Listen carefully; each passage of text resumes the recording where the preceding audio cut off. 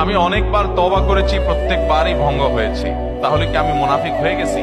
না ভাই, তওবা হওয়ার পর তওবা ভেঙে যাওয়াটা অস্বাভাবিক নয়। আপনারা খুশি হবেন শুনে, আমাদের রব আল্লাহ রাব্বুল আলামিনের একটা গুণবাচক নাম হলো তাওয়াব। কি নাম ভাই? তাওয়াবের মানে জানেন? আল্লাহু আকবার। রিপিটেড, বারবার যিনি বান্দার তওবা কবুল করেন। এই জন্য ভাই, একবার গুনাহ হয়ে গেছে, আল্লাহর কাছে তওবা করেছেন, চেষ্টা করছেন যে আর যেন না হয়, কিন্তু আবার শয়তান কাজ করে ফেলে দিয়েছে, আবারও তওবা করে ফেলবেন এবং দুর্বল হবেন না। এখানে ইবলিস আপনাকে বলবে, তুই এতবার একই কাজ করে তওবা করছস আল্লাহর কাছে, আবার কোন মুখে তওবা করবি? থাক, বাদ দে। আপনার তওবা থেকে দূরে সরাবে। এটারও শয়তানের সবচেয়ে বড় অস্ত্র। কখনো নিরাশ হওয়া যাবে না।